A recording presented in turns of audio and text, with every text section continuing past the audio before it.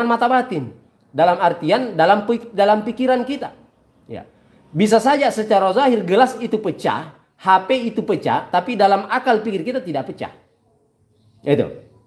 Nah, itulah yang dimaksud dengan al-yahuliyal ula. Kemudian yang keempat adalah al-makanul mutlak atau ruang yang absolut. Adanya materi yang kekal maka membutuhkan ruang yang sesuai untuknya. Ya, itu sudah pasti. Secara logika juga harus pasti.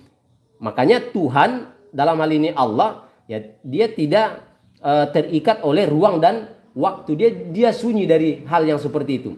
Kemudian az-zamanul mutlak. Nah, kalau yang tadi makanul mutlak tempatnya, kalau ini zamanul mutlak, masanya absolut. Waktu adalah substansi yang mengalir dari bersifat kekal.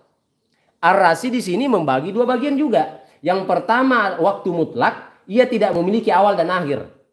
Nah, inilah yang kita sandarkan kepada Allah. Huwal awwalu wal akhir. Kemudian tidak dan dia bersifat universal.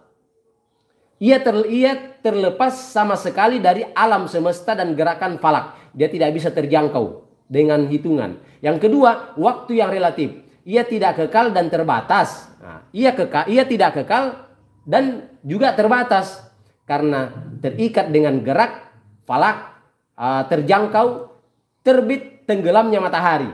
Nah, pendek kata karena disifati dengan angka atau mampu diukur. Nah, itulah. Jadi pada intinya daripada dua pemahaman yang kita dengarkan dari dua pemakalah yang Masya Allah luar biasa tadi, itu sebenarnya bagaimana kita ini memfungsikan kita punya akal, nalar logika kita. Meskipun ada yang kita dengar tadi bahwa bagaimana Al-Farabi ini tidak mempercayai kenabian. Padahal yang dimaksud di situ adalah bukan beliau tidak percaya tentang kenabian. Yang dimaksudkan beliau di sini adalah bagaimana kita ini punya pemikiran, punya pemahaman bahwasanya nabi dengan kita itu sama saja. Ya, makanya seorang nabi tidak boleh berkata, ini menurut paham Al-Farabi, bahwa saya ini makhluk yang paling mulia. Tidak, karena di pandangan para filosof semua manusia ini sama. Tidak ada yang membedakan kita di sisi Allah Subhanahu wa taala. Tapi kalau bahasa Al-Quran mengatakan tidak ada yang membedakan kita dalam hal beragama illa taqwa, kecuali bagaimana kita takut kepada Allah. Jadi pada intinya kedua pemahaman ini bisa mencerdaskan kita punya akal pikir sehingga kita tetap percaya apa yang disampaikan oleh para nabi, meskipun sebenarnya dalam Al-Quran sendiri dikata ana basyarum mislukum. Nah, yang membedakan yuha ilayya, itu saja yang membedakan. Andaikan Ustadz Wahyuddin, Ustadz Ambo Tuo, Ustadz Ambo Dalle dikasih wahyu, bisa juga dia jadi nabi. Nah, bahkan bisa mengatakan dari nabi. Maka tidak heran orang sekarang mimpi ketemu Jibril mengaku jadi nabi.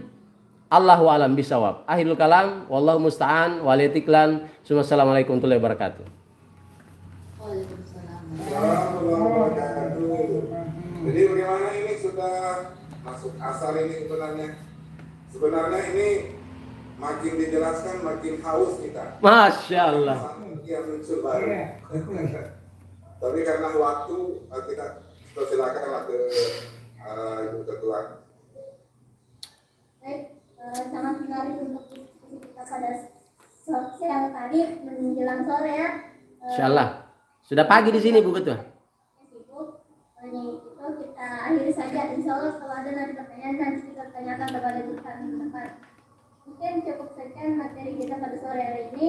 Yang silakan kita akhiri dengan sekian Waalaikumsalam. Jangan lupa nonton live streamingnya. Katakan info materi sore. Tidak ada yang mata kuliah nanti sore Pak. Besok insyaallah. Jangan lupa live streamingnya, like and share. Share, like and share.